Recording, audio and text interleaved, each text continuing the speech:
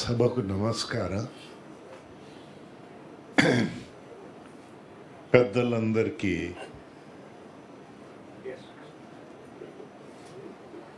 నమస్కారాలు.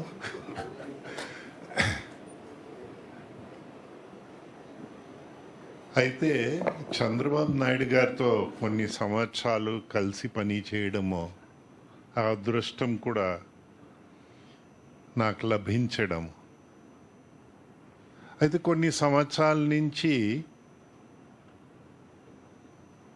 ఆయన జన్మదినము మా ప్రాంతంలో ఏదో పబ్లిక్ కార్యక్రమం పెట్టుకుని చేస్తూ ఉంటాం. మాతో కలిపి మన యాక్టివ్ కార్యకర్తలు కొందరు వారు చేస్తూ ఉంటారు. నేను వచ్చే ఊరు విజయనగరం కనుక ఘన చరిత్ర అన్ని విషయాల్లో, మన సంస్కృతి, క్రీడలో, ప్రత్యేకంగానే తెలుగు వాళ్ళకి సాహిత్యంలో కానీ పెద్ద పెద్ద మ్యూజిషియన్స్ అందరు మన దగ్గర వచ్చారు కనుక కొత్త రాజకీయం ఒకటి వచ్చింది, ధ్వంసం రాజకీయము.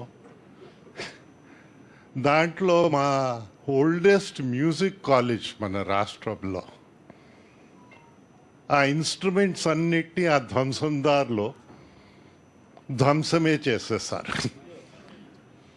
సో మా కార్యకర్తల నాయకులు అందరూ దాన్ని రీహాబిలిటేట్ చేయడానికి మనం అందరు పెనాల్టీస్ వేసుకుంటూ మన అలవాటు ప్రకారంగానే ప్రతి జన్మదినం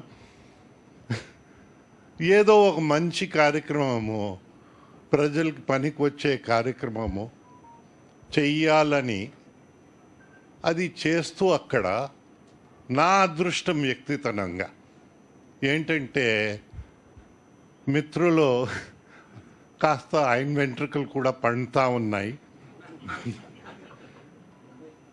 ఆయన నన్ను ఆహ్వానించారు ఇక్కడి పుస్తకాన్ని రిలీజ్ చేయడానికి. ఒక పుస్తకం నాకు, ఒక పుస్తకం అంటే ఇక్కడ ఆయన డిఫరెంట్ కేటగిరీ, వీర కేటగిరీలో వస్తారు. ఆ మూడో వీరు పారిపోయాడు అనుకో. మన రాజకీయంలో అచ్చెన్నాయుడు గారు అయితే మన తెలుగుదేశం పార్టీ, ఆయనకి దేవుడు ఎలా చూపించాలంటే మళ్ళీ సర్జరీకి పంపించాలి. ధ్వంసం ప్రభుత్వం కనుక ఆ రోజు అది చేసింది. ఆయన వీరత్వం బయట వచ్చింది, లేకపోతే ఆయన వీరత్వం రాదు.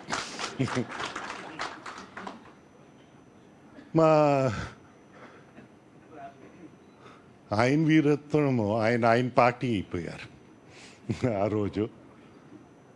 అయితే ఆయన పార్టీలో ఉన్న వాళ్ళందరికీ ఒక పాఠం చెప్పాలని,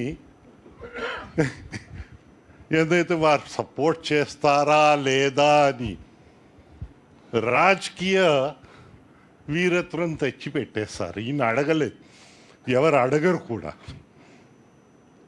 ఆయనకి దేవుడు ఎలాగుంటారు చూపించారు, ఈ దేవుడికి దగ్గర పంపించడానికి ప్రయత్నించారు.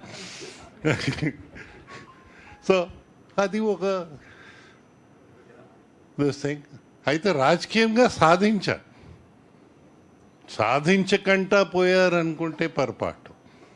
ఆయన మంత్రులు నాది వీరత్వం కాదు. నాది ఏంటంటే వారికి ఎప్పుడు ఫ్యాన్సీ దొరికితే నా గేట్కి తాడు కట్టేవారు. ఎందైతే మేము 2 సర్జరీస్ నుంచి పడిన వాళ్ళు కనుక ఆ గేట్లు, గోడలు ఎక్కలేము, దిగలేము. లోపల ఎవరు రాలేరు, పోలేరు. ఎప్పుడు కడతారో తెలియదు కనుక హైకోర్టుకి వెళ్ళి కూడా మనము అడగలేని దుస్థితి మాకు అలాగైపోయింది. సో అందరికీ రకరకాలు టైప్ ఆఫ్ మాకు దేవుడు చూపించాడంటే చాలా చండాలంగా చూపించారు. అది మనం మాట్లాడకూడదు ఏమో. మా పూర్వీకులు కట్టిన 2 గుడుల్ని ధ్వంసం చేశారు.